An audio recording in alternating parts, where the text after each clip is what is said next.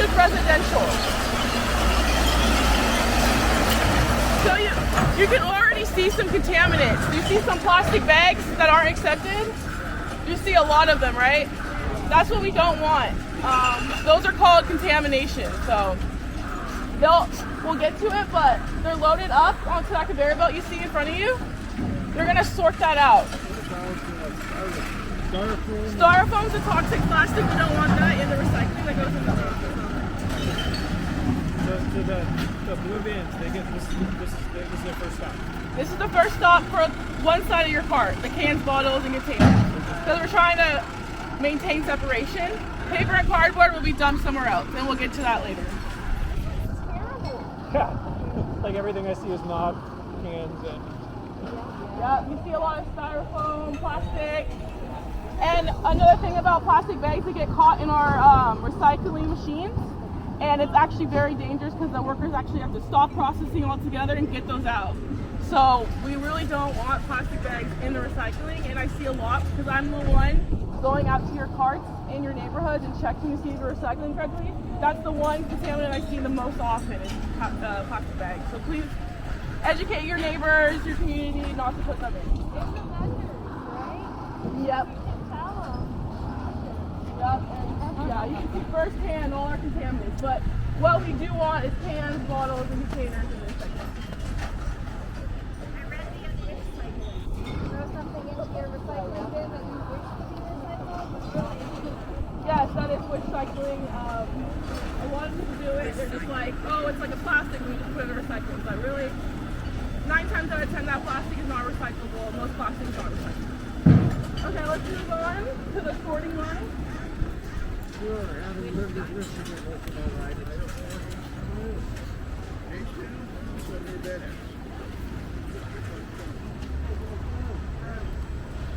And another note, about 60 to 70% of what MRFs process is paper and cardboard, and plastics are less than 10%.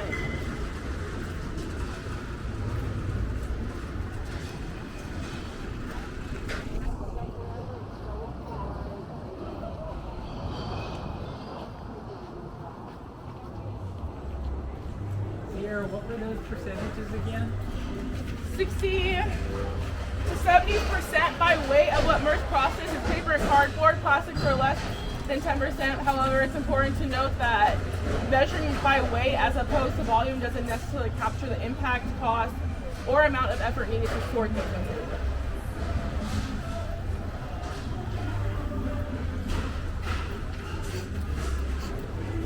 I see that you all have closed-toed. Oh, just be careful if you have open-toed.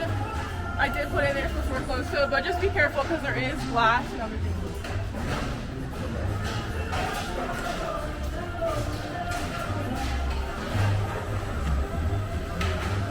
This is a sorting area, so they're coming up on a conveyor belt, what we just saw, and it's all hand sorted. This is called the catwalk. Up here where they're sorting. You can get closer.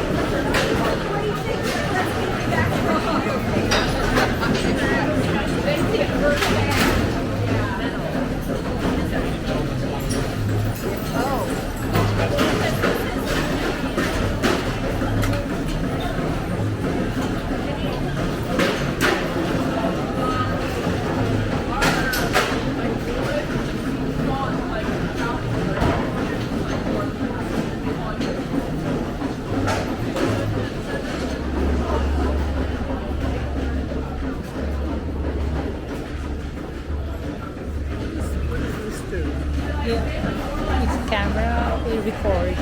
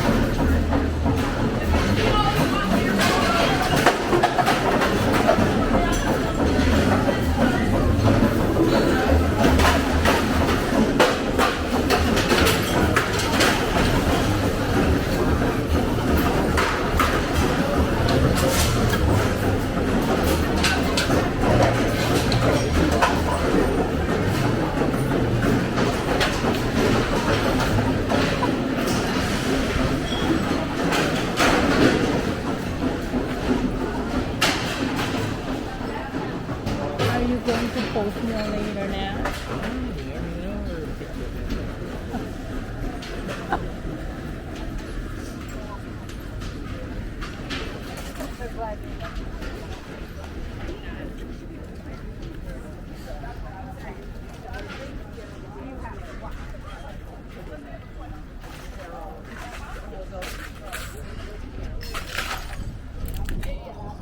So this is the glass area. Glass is sorted by color.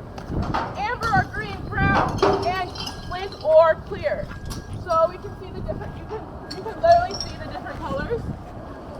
The grease in the glass is separated by color because the longer that it's clean and separated, the longer life it has as a product. For example, a clear bottle can be recycled into another clear bottle. The options for an end product are limited what color the glass starts out as. Colors are mixed together and broken down. They're hard to separate out, which limits the options of end products mainly for asphalt and road aggregates. Because glass is heavy and costly to transport, it is recycled within the region. Unlike cardboard and plastic, which often travel much further to reach their end market. And you can see the different colors.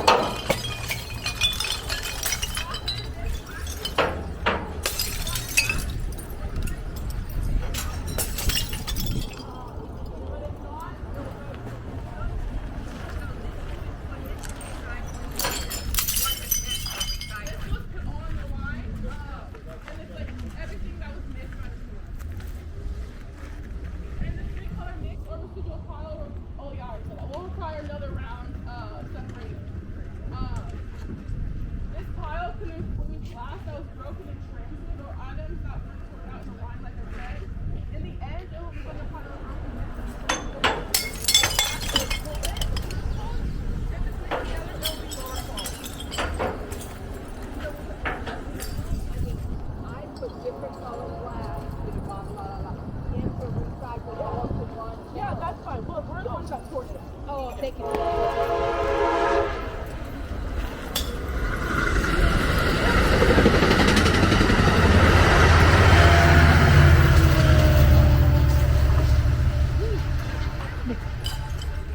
I didn't know that I'm such a good fast.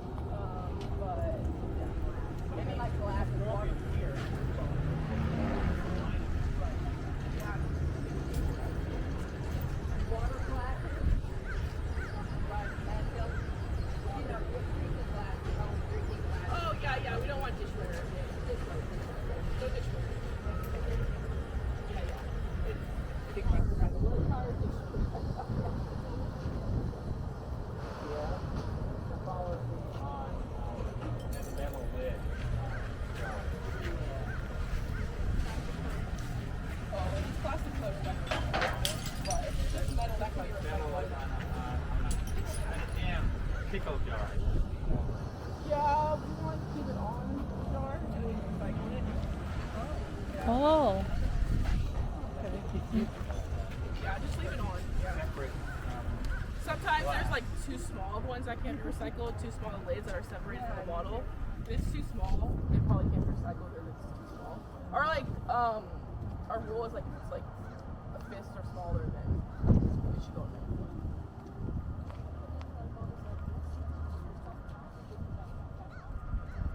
The cat can go to landfill or oh yeah, get those in. Yeah, I see a lot of pill bottles in recycling. I've seen it trending there soon to help folks reuse those or refill. Yeah, there's a lot of things coming up. There's actually like this company that started that takes it's like reusable and they take it back. So there's things starting out to be more sustainable in the pill bottle industry, I guess. But You're saying those things are too small. Why is this? What point is it? Is it just the sorting I don't know to the get them? specifics, but like it will fall through the machinery basically. It's not that it can't be recycled. It's just that the processing of it can't handle. Yeah, I the can't. small And pieces. you have to think about end market too. Who wants that? Like no one wants to process that into the product. So you got to think like who's buying it. So plastic bottle, it needs to go like pop bottle, like soda, like Yeah, soda bottles can be recycled, like the plastic ones can be recycled. Obviously the glass ones can be recycled. Just the caps, either keep them on or put them in the landfill. Just bottles are recycled. Yeah. And then make sure they're empty. Yeah, clean it out. But you don't have to, like I was telling someone earlier, we don't want you to use a bunch of water cleaning them out because you want to get it out. So keep them out. Keep it out. Maybe use a little water, but not a ton of water. Cool, we can continue on.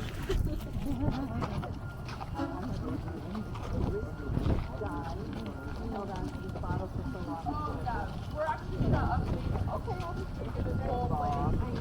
But it's gonna take a while because as you can imagine, we have to figure out costs and all that. So maybe about like 2030, they're saying maybe right now. It's a long process.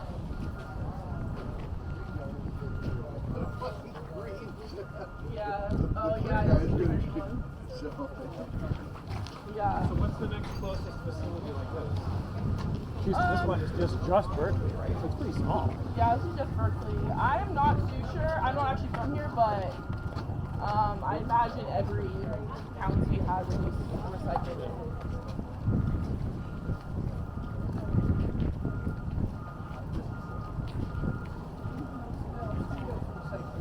El Cerrito is a really nice recycling. Yeah.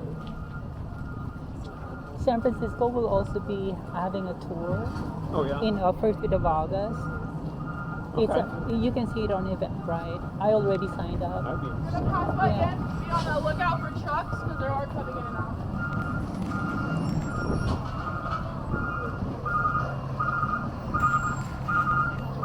What is this one?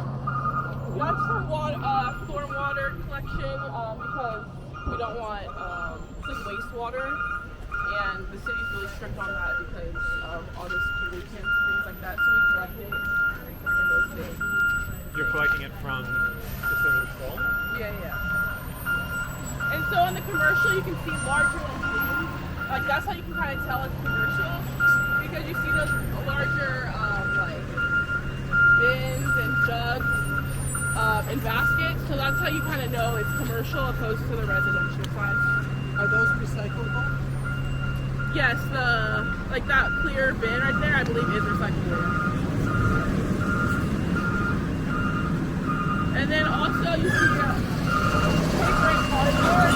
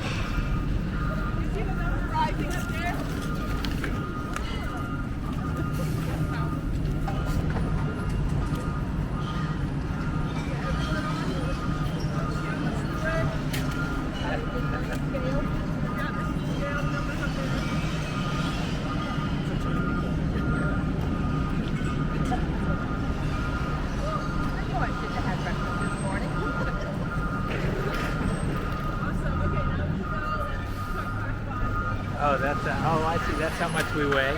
2,800 pounds.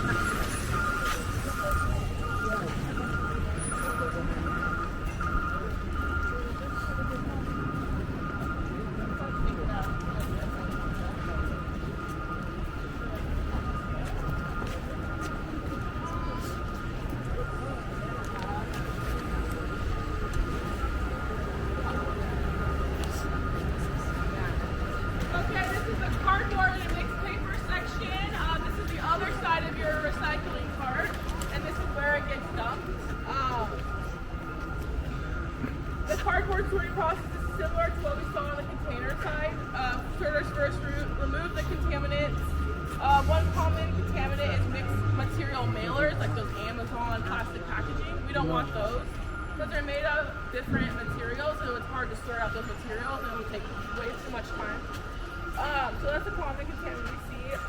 So they must go into landfill. In our MRF, mixed paper and cardboard sorting takes place on the catwalk up there. Above the ground where sorters drop the materials into bunkers below, and we can see that when we go on the other side. Once there are enough materials, they're pushed or loaded directly into the baler trench by a forklift, which will bring them to be baled, and we'll seal the baling process in a second. Mixed paper is often used to make new cardboard, cereal or cracker boxes, newspaper, and other paper products. So you can look around, try to see if you see any contaminants, point them out. Yep.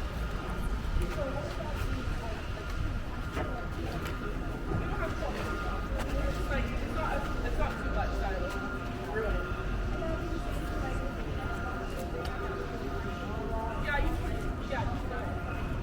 Yeah, that's probably not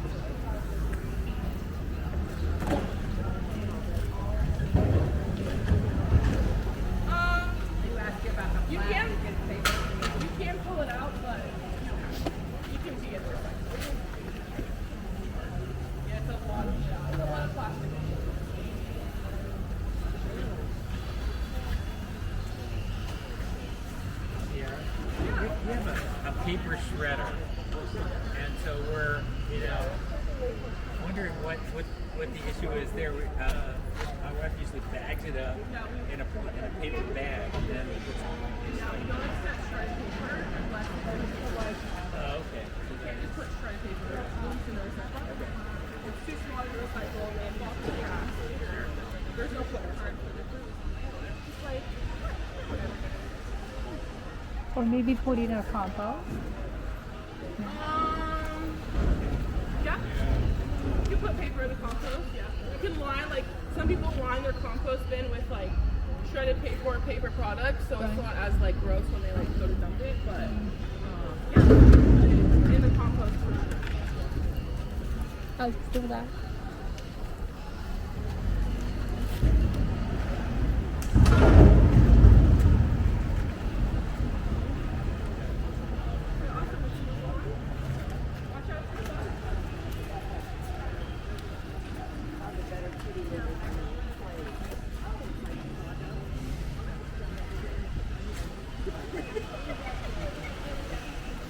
Okay, that is really tiny.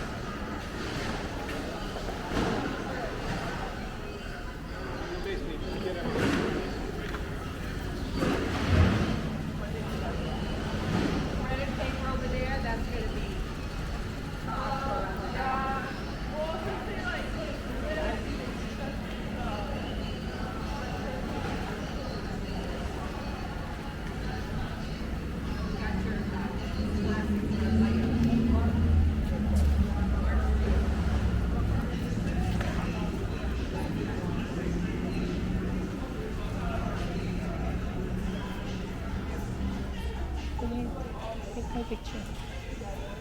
Yes. With all of that. The whole table. So what part is it missing? What's not for it? I'm not sure. I'll get Daniel questions. But yeah, I would ask Dan. Cool. So no one's working the baler right now, but it is really cool. I think I might look pretty clear in the video, but what something to do. And then it's also where the cardboard is baled too, but it's really cool. You gotta put plastic, load it up, and then it's baled in the same baler as paper and cardboard, and then the bales come out, and then you see the bales right here. You can get close to them, touch them. Just one baler that everything. Yep, yep. You can even go close to the baler too if you want. Like these things are falling through the cracks. We don't want them. They're too small. See how I was just sitting, like it's too small. Same with like this pill bottle, it's too small. It fell through. We don't want them. So it just puts them in there, and the thing just squishes them and puts a With the wire. wire Yep. around it. Yeah. So This is like, it looks like a protein shake. Yeah. It's too small, it fell through the baler. Yeah. All of this is bale. It's gonna go to a market to recycle it. So if something's falling through, it's not gonna go there. That's why we don't want it.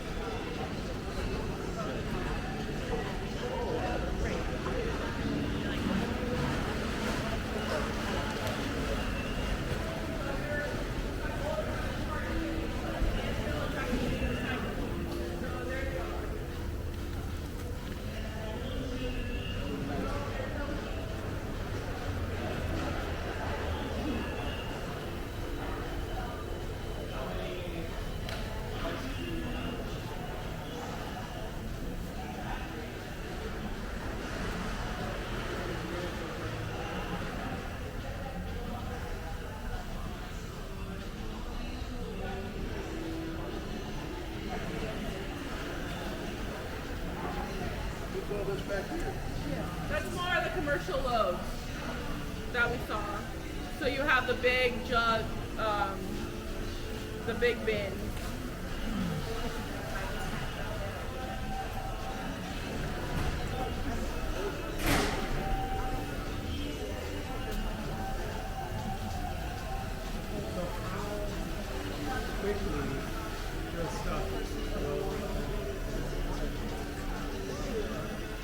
I'd say, if you have a question for me, I would say that pretty quickly. Yeah, 2 days or less, yeah. Just depends how much material you have. You can't bail something if you don't have material to bail. So I think it depends on how much you get per load. You get pretty much there, right? Yeah, I would guess so. Yeah. But yeah, once these are baled, they're put onto the cart trucks and taken to their markets. Okay, we can go back. We can now go to the buyback section. We won't go too much in detail because there was supposed to be someone from CCC to join us, but they didn't. But we'll still go.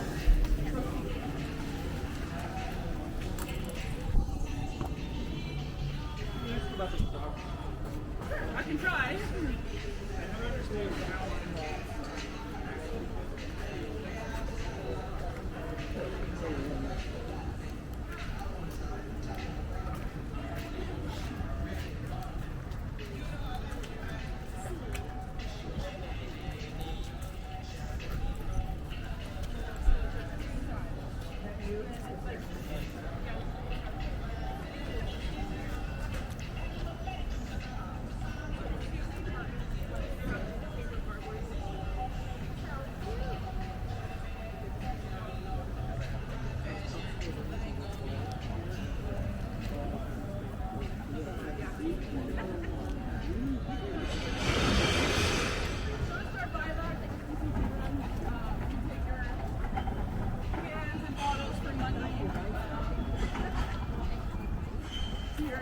I don't know if you've ever taken your cans or bottles in, but it's where you can take them. We'll just drive up. They go here, they get a receipt, and then go get their money. Oh,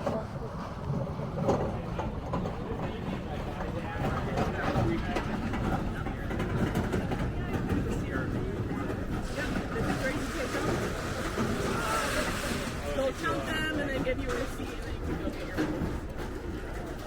You go to that window. I've never done it, but yeah, you can go to that window.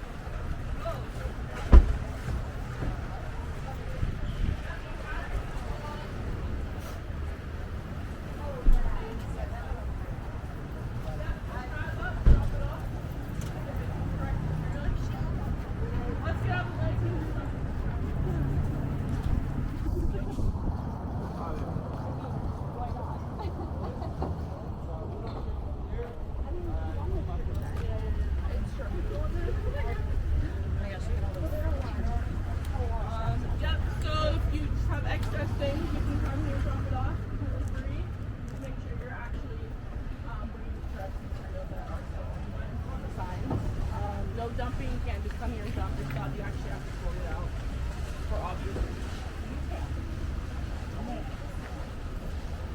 I don't believe you take mails here. No, not like small metal pieces. No, you're not in that. Hey. Oh, that's the building that. I'm not sure about that. I would say no.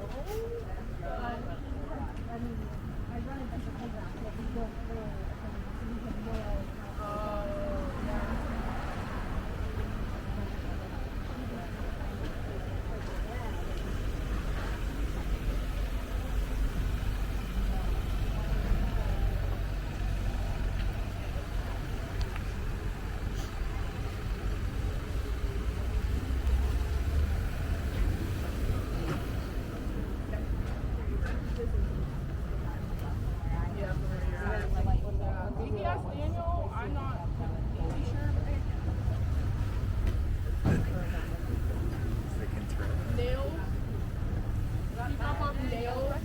Yes.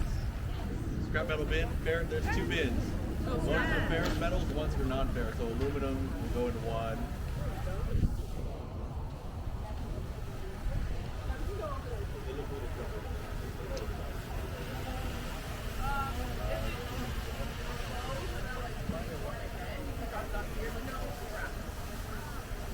Like, this is only for clothes that can be, like, worn again, I believe.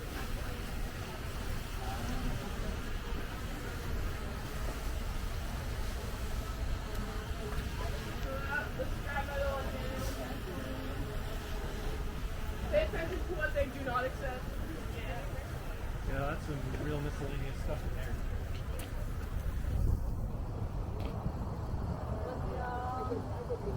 Electronics, toothbrushes, e-cartridges, refrigerators,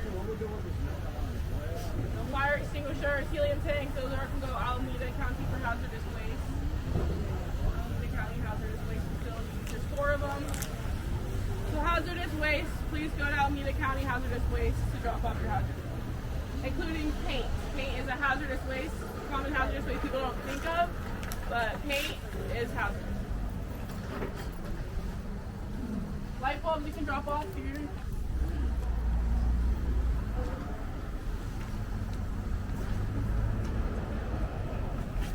How do they process something that has 2 different materials?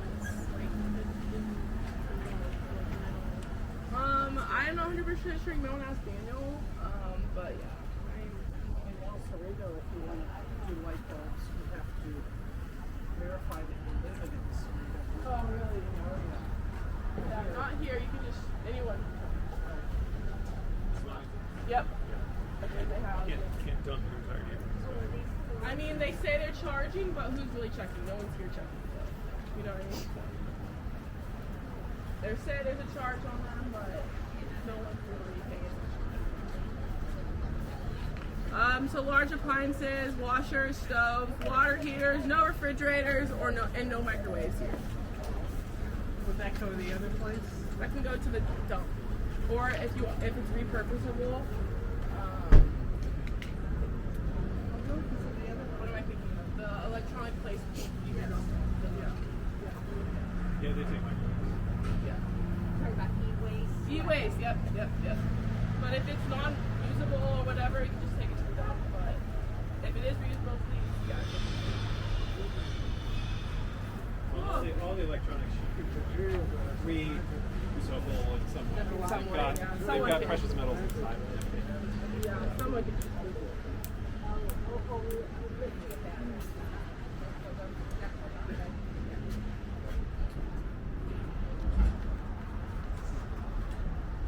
Daniel, do you want to show the truck?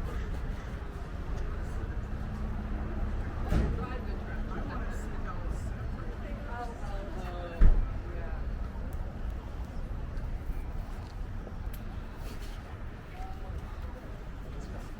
So,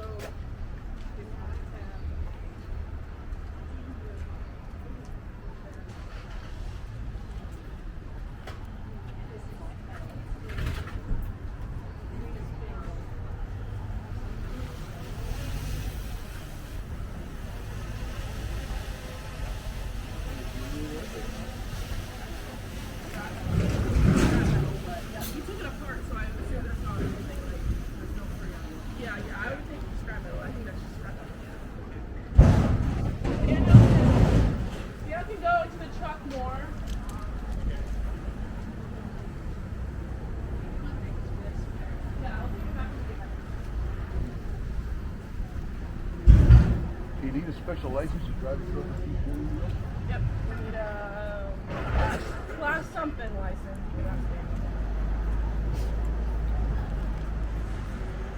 So,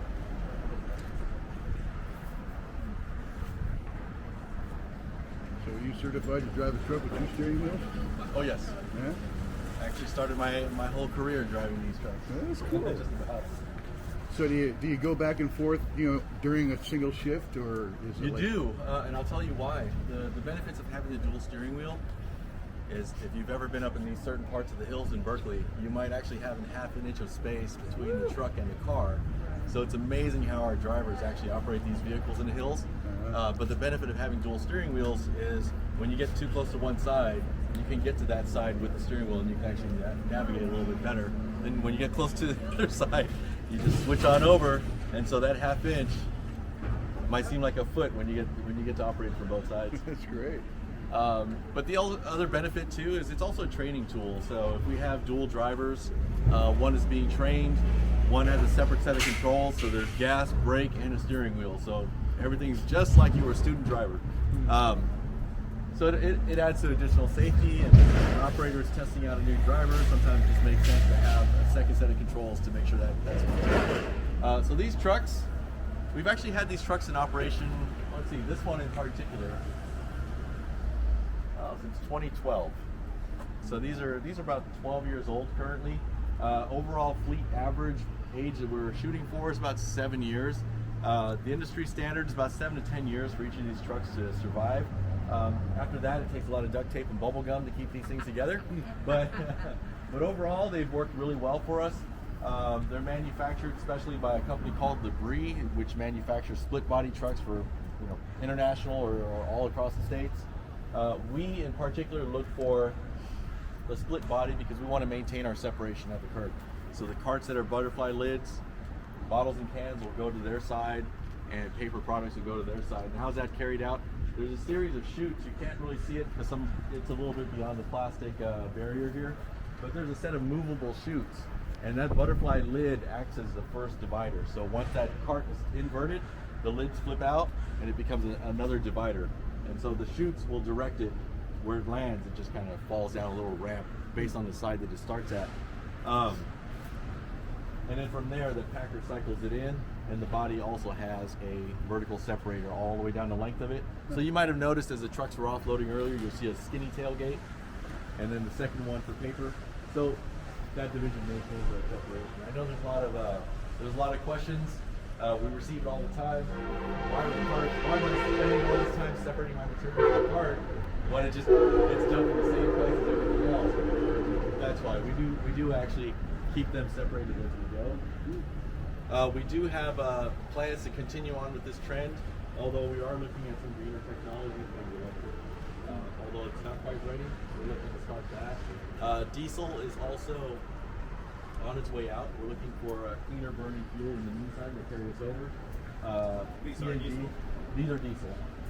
We've worked with biodiesel in the past. Now we stick with the B20 blend and renewable. But biodiesel has its own I would say issues that we have to work with. Especially with newer trucks, they still might have natural rubber hoses which kind of expand and get weakened as they go. So we'd have to swap some of those out. But our next generation that we're ordering is to be CNG which is compressed natural gas. It's quieter burning, so it's not as loud as these heavier duty diesel engines. But of course it requires pressurized gas systems, and we have one down the street. And electric, we're still testing out electric, so as soon as it's able to maintain consistent operation, whether it's in freezing cold temperatures or whether it's in heavy use up on the hills, that's the biggest concern right now, whether or not it can keep up with our demand as far as what's going around. Because every time we operate that pack of recycling, we're taking energy, and we may not. It seems like even though Berkeley is a relatively medium-sized city, each truck traveling its route during the course of its day can travel 35 miles.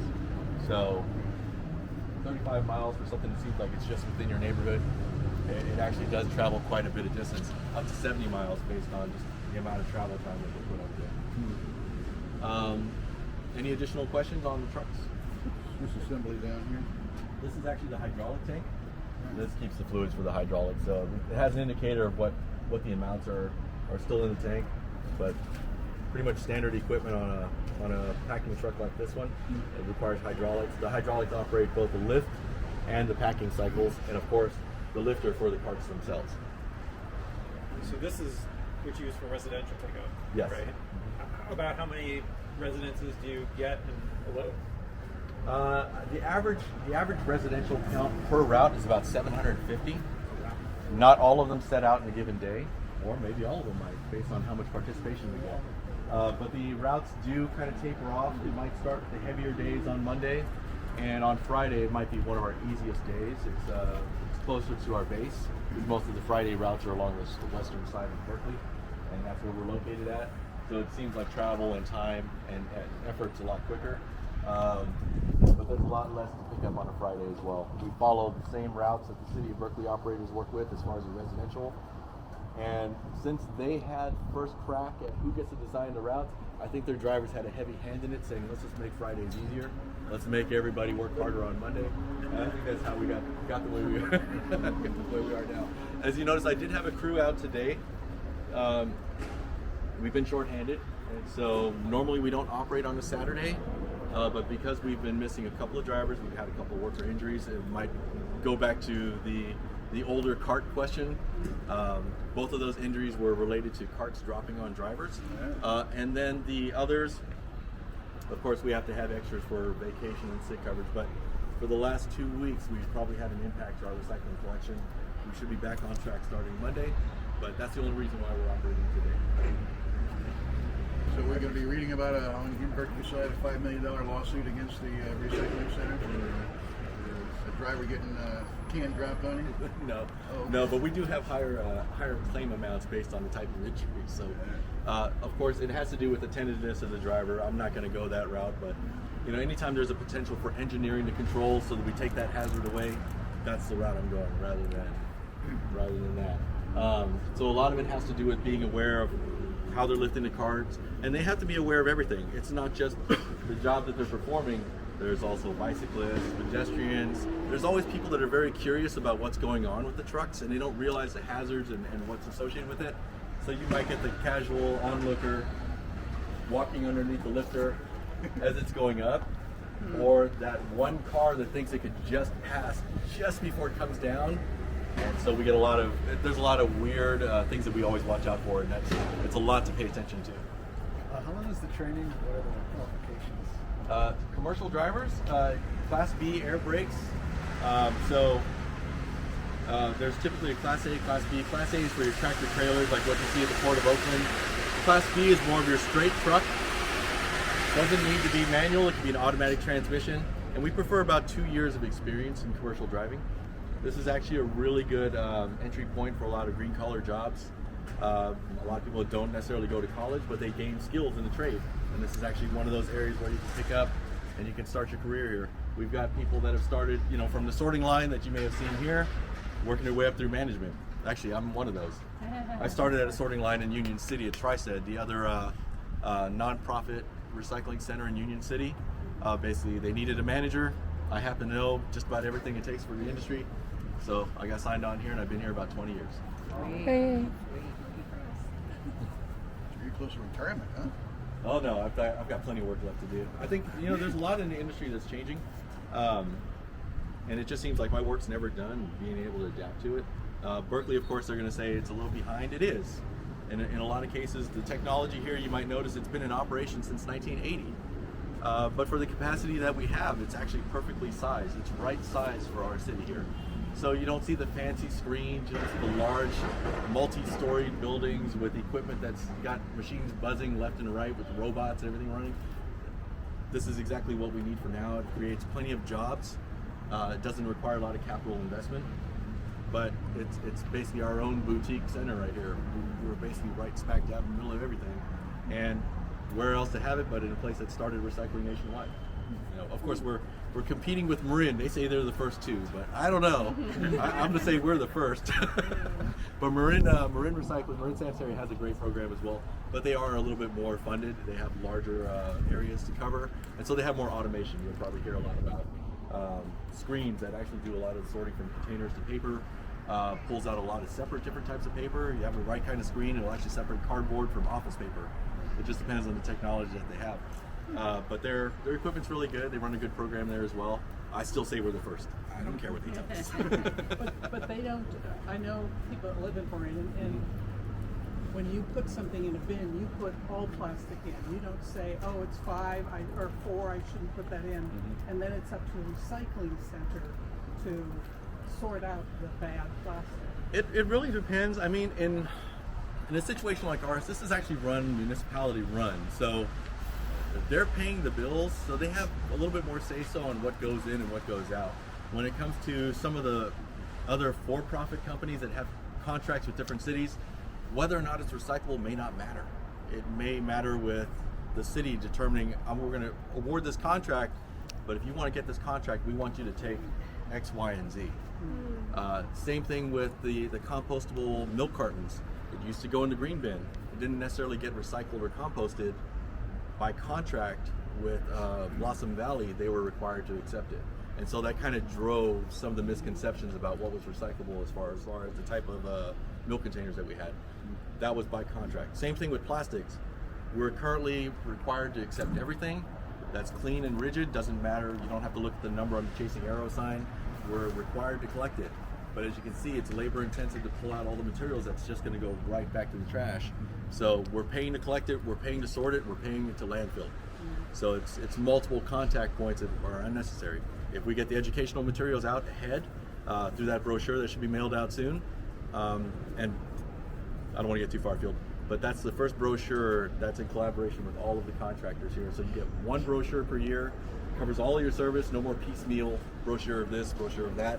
We're hoping it stays somewhere visible, but yeah, so that's basically, it's what happens here though. We get to decide what's going to be collected, so we're not doing that multiple picks just to turn it into the landfill. City of Berkeley is following the guidelines from the state that I mentioned earlier. They have a list of acceptable materials and curbside programs. That's what we're following, and we're going to produce the documentation for that for everybody. But you don't collect garbage, right? So We you're don't collect incentivized to make sure that people are only putting recyclables in their recyclable containers because you can't do that. The new California SB 1383, it involves a lot of different aspects of recycling collection and compost. It's short-lived climate proof control, so that's part of the law. Ciara is actually part of that program. She actually works on the field, and she'll actually do curbside audits to find out if there's any materials that do not belong to the recycling parts. It's primarily focused on compostable materials, but whenever we're doing audits, anything that may be miscategorized, there's refuse in the recycling cans or the compost cans, or if there's materials in the compost cans or without the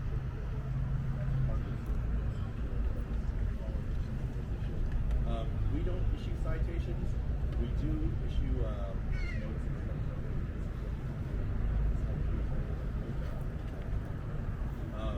But there are something that may come up shortly if you see a citation. That's what it is. Be aware.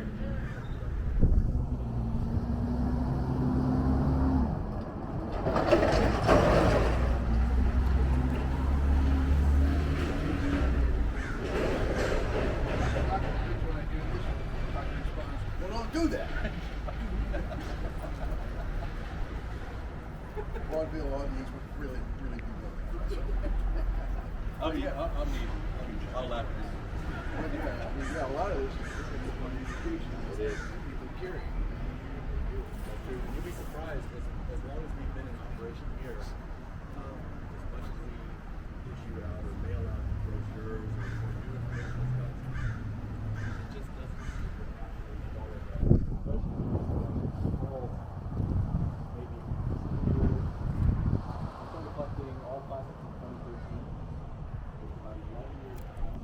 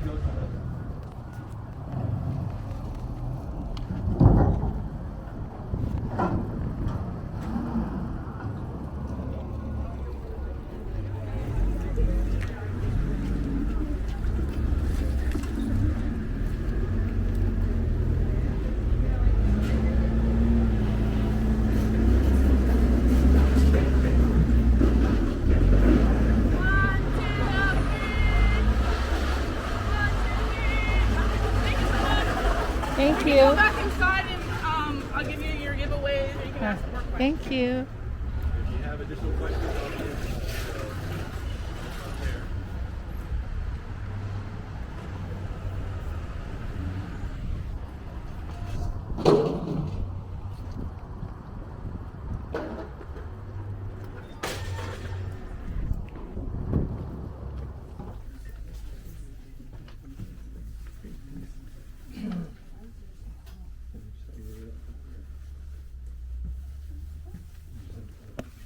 Okay, welcome to the Plastic Free July Murph Tour. Thank you all for being here and signing up. Before we get into like the tour details and more about recycling, I'll just give an introduction. I'm Ciara James. I'm the recycling educator here at the Ecology Center. And then we have, I'll let Daniel introduce himself. Daniel Meyer. I'm the recycling program manager here, so I'm in charge of the curbside pickup. So Yeah. please see me if you have something to say. But other than that, I'll be here to answer questions. Also, if there's more technical questions, I'll be able to handle those for you. Yep, he like holds it down, so any questions he does. Okay, so by a show of hands, does anyone know what a MRF is or what it does? A MRF, Materials Recovery Facility? That would be this.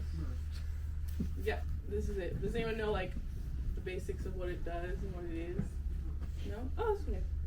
So, a materials recovery facility, or a MRF for short, is a place where collected materials are sorted and prepared for market.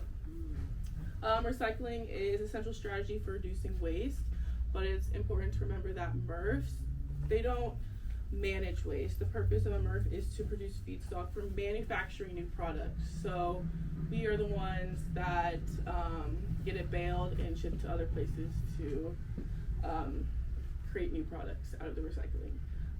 There are approximately 350 MRFs across the U.S., varying in size, equipment, technology, and staff levels. This one is a pretty old MRF, doesn't have like the updated technology, but it's still really cool how it's hand sorted. So you'll see that when we get out there. But the MRF that the Community Conservation Center, or CCC for short, operates is what we'll be doing today. Like I said, it's on the small side of typical MRFs. We still process about 15,000 tons of recyclables annually from curbside and the materials buyback program. I don't know if you've ever been over there to drop off like your bottles or cans for money, but that's what the CCC runs. Most of you are probably familiar with the Ecology Center. Are you? Yeah, okay, cool. But just some history of what we do. The Ecology Center initiated the nation's first curbside and longest running curbside recycling program, and has served as a recycle on record for the city of Berkeley since 1973, when the program was launched as a demonstration project collecting newspapers. As one of only 4 community-based nonprofit recycling operators in the U.S., running credible and transparent recycling systems remains a focus of the Ecology Center. As we continue to operate the weekly collection of cans, bottles, newsprint, mixed paper, cardboard under a City of Berkeley contract. So we're contracted with the City of Berkeley. As a mission-driven nonprofit, the Ecology Center maintains and insists on the highest standards attainable to ensure the materials we process are actually recycled back and into a new product. So we won't mislead you and say, oh, this plastic is recyclable, when in reality it's not going to be made into a new product. So we won't mislead you. So what happens here at the MRF is critical to maintaining a recycling system that serves as a bridge towards circular economy. Does anyone know the 4 things that determine recyclability? What makes something recyclable? I guess there has to be a market for Yeah. An end market, yeah, that's one of them. Anyone else? I think it has to be consumer friendly. Yeah, in a way, yeah. So yeah, like you said, end market. There must be an end market for a company that wants to buy the recycled material. Ideally, there are multiple dependable buyers who are transparent about the products and materials will be made into, so we can ensure that no greenwashing is happening.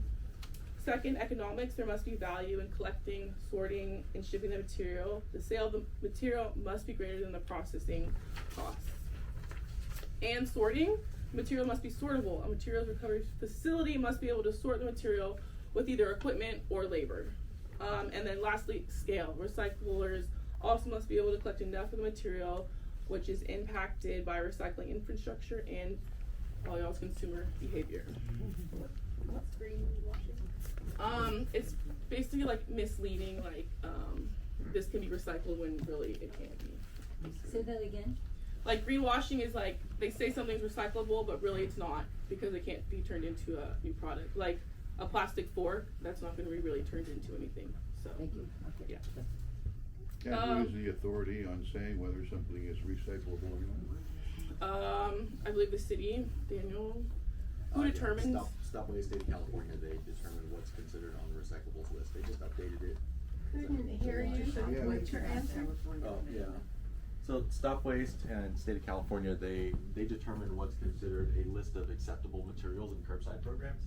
They just updated that list in July. So a lot of the materials that are acceptable now are actually in the new documentation that's coming out. There's a new brochure some of you have been able to flip through. That's kind of like a preview of what's going out to all residents as soon as we get the database set up for the mailers. But that's more or less a preview of what's acceptable. Simple things like compostable items. They've limited a lot of different compostable items now. Something like milk cartons, they used to be thrown in your green bin, and suddenly they're not. So there's a lot of history involved there.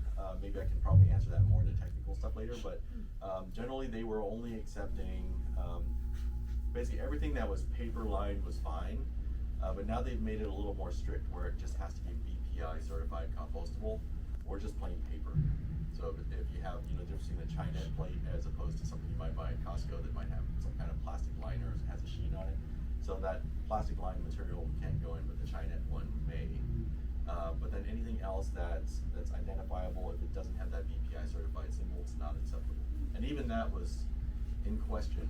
So I'm wondering if this July update is going to be a little more specific. Some of those technical issues are basically what they have to chew through, and that's what they came up with. So a lot of these items here are pretty much for sure acceptable in curbside programs. There are going to be some things that fall through the cracks, but we can't really represent everything on these posters. We're trying to keep it more photo based, less text driven. I think just because we have to squeeze in multiple different languages, and then we start losing some of our footprint on what we can use on the user space. So they're trying to simplify it a lot and make it more visual. So where is the official list? Unsimplified, complete, current. You'll probably find it in the Stop Waste website. As soon as we get a copy, because the city of Berkeley just told us yesterday in a meeting that we had with them, that's actually where we found out. But the only things really in dispute were the compostable items and certain plastic items. And plastic items, I think, were pretty much straightforward. That had to do with like single-use solo cups. Typical strawberry baskets aren't acceptable. It's just gonna have to be something that's within the list of recyclable materials in our recycling brochure. And the whole plan of accepting all plastics, whether or not they're marked or not, is changing. They're removing some items that were traditionally picked up by contract, but they're realizing that they're paying for the collection of recyclable materials, they're paying for the sorting of these recyclable materials, or whether they are recyclable or not, and then they're still paying them to sort and dispose of them because they have no possibility of being recycled. So it's multiple handling, whereas we can get it sorted out directly at the curb just based on residents' information. So if you understand it's just going to be placed in the landfill, it would save us that. In this brochure, it mentioned that paper towels are not recyclable. They're not recyclable. If they're food soiled, they are in your compost bin, but not in the recycling containers. Not for the recycling container.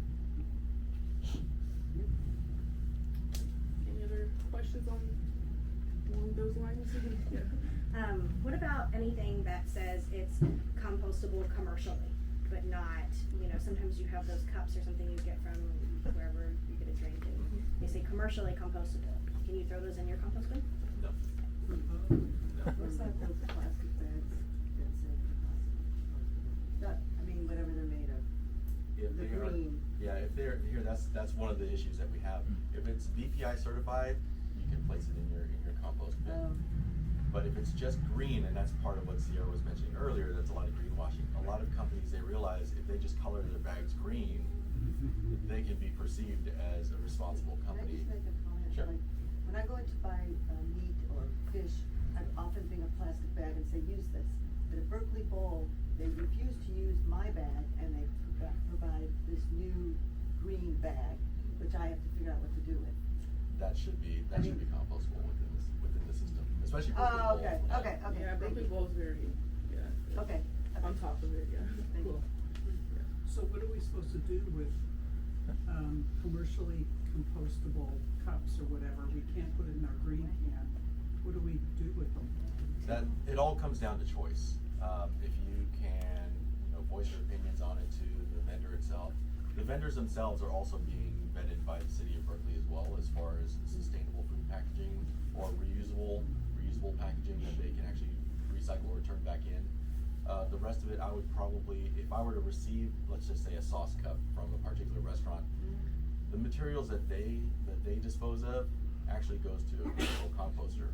But when it comes to a typical residential, that's going to go to something a little bit closer that doesn't have that capacity. And educating the resident, it's a little different from the commercial business. The commercial business is required to follow these practices, but the residential is more about education and outreach. And so if you have a commercial compostable cup that you might have received from a restaurant, I would return it back to the restaurant. At least their containers should be able to accept it, and that's where it will go. But in a residential issue, drivers and sorters are unable to determine when they're moving over a fast-moving conveyor belt whether or not an item's compostable or not. They can't look at each container and see if it's going to have that little icon for BPI certified. They're just going to discard it. So it's not going to the right place. It has to do with volume.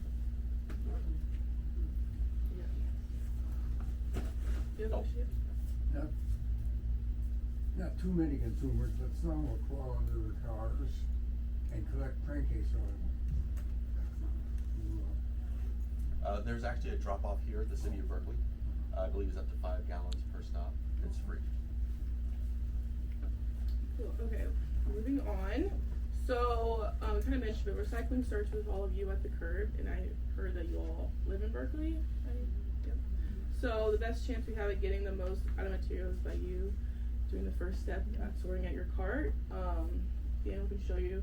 Well, you all are probably familiar, but we have new carts with blue lids that are replacing the previous brown-blue scheme for SB 1383 regulations. They have to be blue, but they still have labels that denote whether it's paper, cardboard, cans, or bottles, which side to put it on. So that's just something to look out for if you haven't got a new cart yet.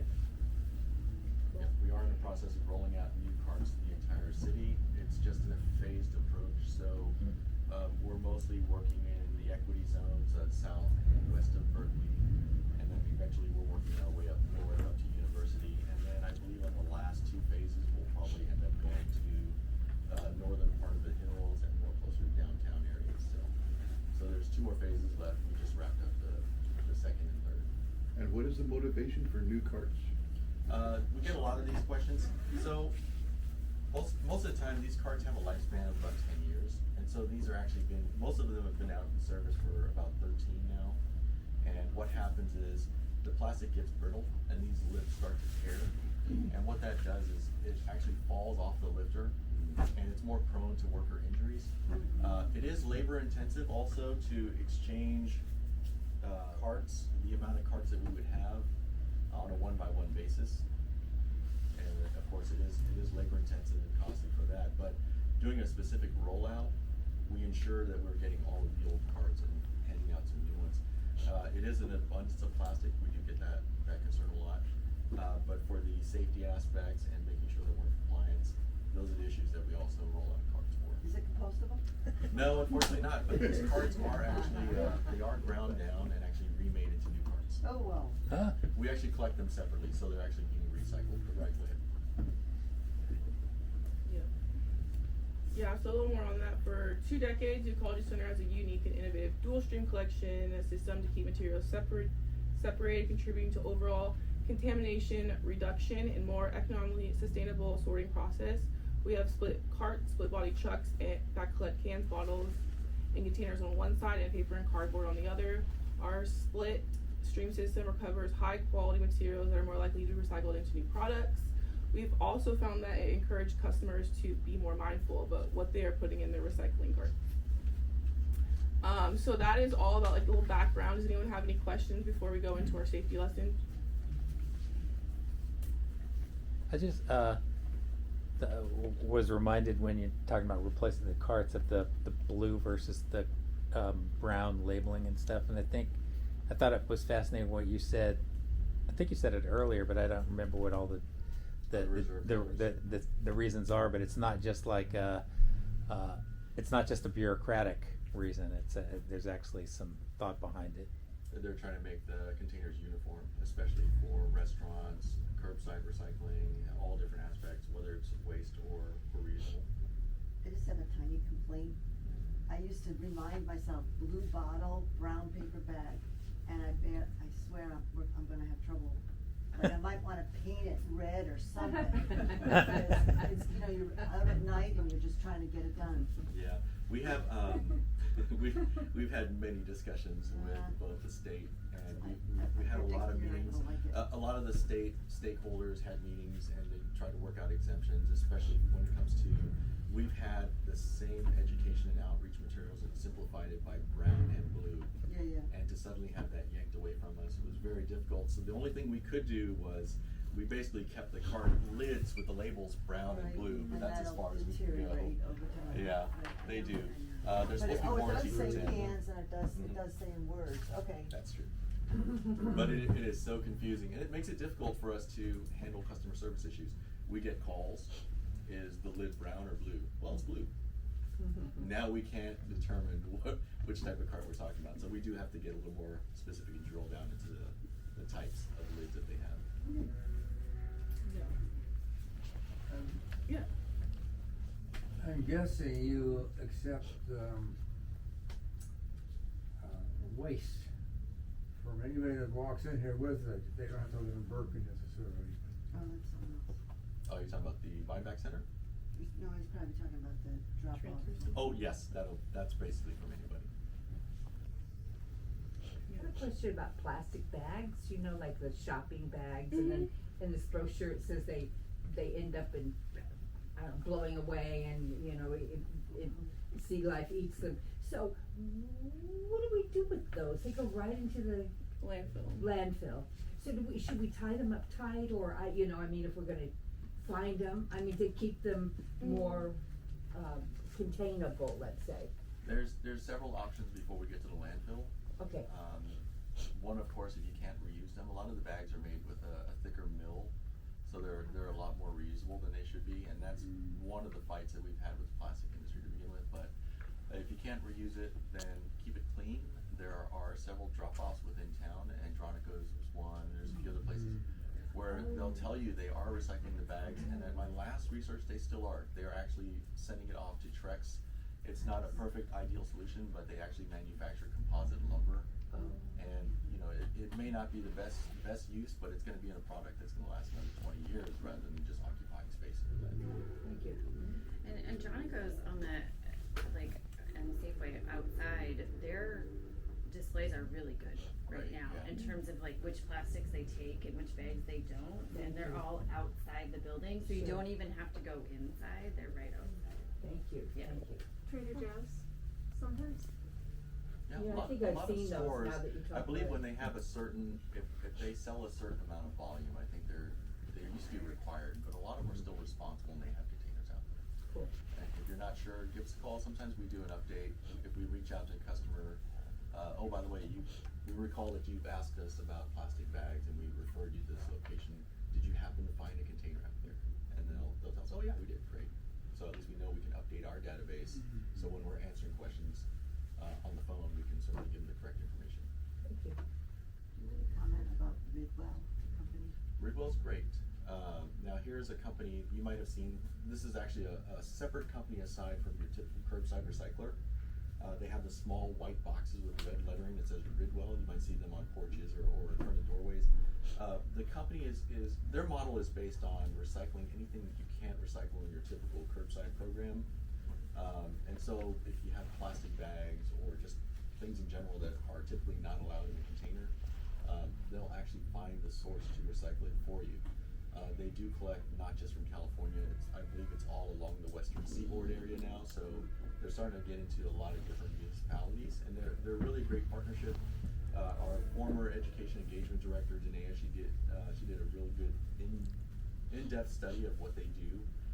The city of Berkeley is well aware of who they are, and they felt that what they're recycling or where they're sending it to, it seems to be responsible. So that is, as far as I know, that is a really good program. There's some new ones also coming out regarding reusable foodware, Sickly, and I think there's another one where they're actually going to work with services. They're going to recycle reusable foodware from restaurants, so you can actually leave it in another. They'll be collected curbside, and then those containers go back to the restaurants for you instead of having them make that drive over. So that's something to look forward to in the near future. Yeah, but on that note, on the plastic bag issue, it's always better to just bring a reusable, like, cotton bag to the grocery store instead of having to worry about what you do with your plastic bag after you got it at the grocery store. Just a little side note. But that's all the questions for now. We're gonna go into our safety lesson. I handed out the yellow vests. Please keep them on. We also have safety glasses, gloves, and masks, but they're not required for you to wear. But if you want them, just let me know. Also, please make sure you're like looking up at all times because there are like trucks right now coming in and out. So don't look down at your phone or just keep your eyes up. But we're also like interested in taking photos of you all today. So if you don't want your photo taken, it's totally fine. Just let me know so I can give you a wristband so I know not to take your photo. Does anyone not want their photo taken today? No. Okay, cool, awesome. Don't worry about that. Okay. So yeah, we can begin the tour. I will have a microphone. I think it works, so you can hear me better. If you have questions during the tour, I would ask Daniel as I'm going along, so I'm not distracted. But yeah. I'll be here all during after the tour, even beyond. So yeah, we have time for questions when we come back in. So yeah, it is going to be loud during operations, so sometimes the questions aren't as easily heard. So if you save them for the end, it works out a lot better. But there are some questions you just can't hold on to because it might be happening right at the moment. Please feel free to ask away. I am running the camera a little bit, so I might be in and out. But whenever you see me close by, you can ask me. Are masks recyclable? No, they are not. Thousands and thousands of masks that we see in the gutters, on the streets. Yeah. That's the responsibility that. Natural. Yeah, we couldn't really encourage. What about cloth ones? Is there a good place to recycle fabric ones? You can recycle fabric ones. They would be in the clothing area, but of course, most likely they're not going to be reused, but they could still be recycled for their fibers, for rags, or other reasons. Textiles, yeah, that's here as well. We have a bin here. Oh, cool. Okay, so I'll lead you all out. Follow me.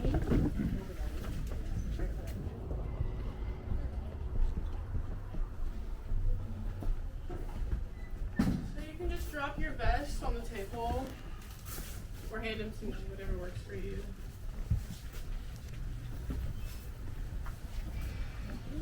So, I know. oops, excuse me.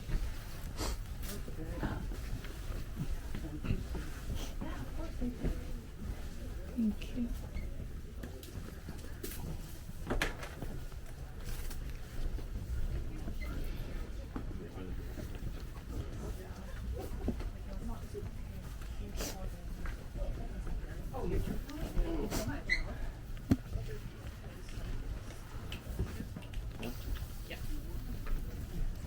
So if you would like, we have some giveaways. We have a bamboo toothbrush in the theme of plastic free, and then a reusable tote bag in the theme. The city gave us some plastic trucks, unfortunately plastic.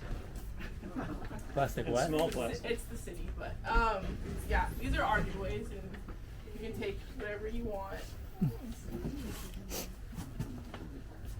you would like one. Oh, and then if you have kiddos at home, I made these coloring sheets I can practice waste sorting as well. Yeah, come on up if you would like any of them. Here are the trucks. We have Just take one of each because I counted them out. Oh, then store coupon cards or eco store. We also sell sustainable products in our store. It's on San Pablo.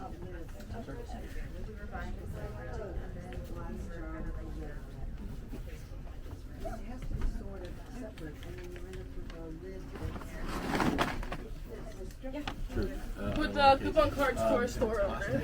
Did you get one or two? Only one, Okay. babe. Okay. What is this?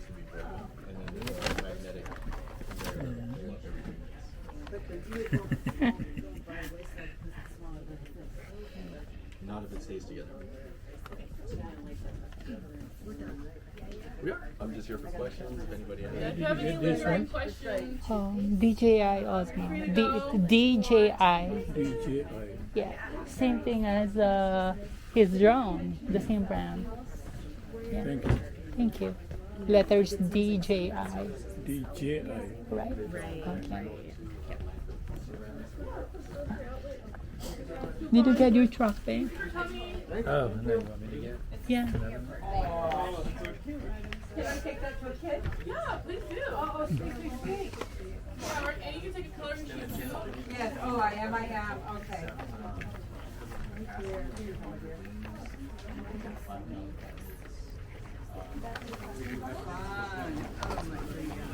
But I think it'll just be mine. Thank you. Flyers, handouts.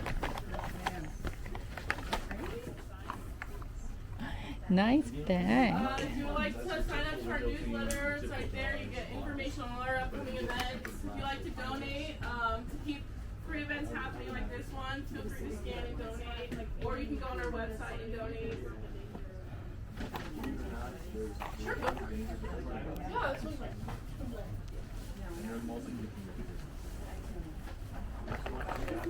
Thank you for coming. Oh, Excuse me. Check it out, it's matching your face. I like the bag. All right. I like it. And the coloring book. Jack's always at work. And education, like she says, you know, the kids pick it up like sponge, right? Give us a call if it's commercial. Then we'll call. Sign up for our newsletter if you want to keep up with our work. So if it's residential, then I've got drivers out today. We should be wrapping up everything by today. So we'll have that collection. Just get called up on that. Yeah, they picked it up yesterday, but I could tell that wasn't hit. That's from the city, so I would call the city. Maybe the truck filled up or they didn't have a driver. No, we're short. All this stuff that's written on that whiteboard there is all remaining stuff that should be collected by Friday, but we're operating today. It's going to be one of those short-term situations where we've lost so many drivers for one reason or the other, and we're making up that difference.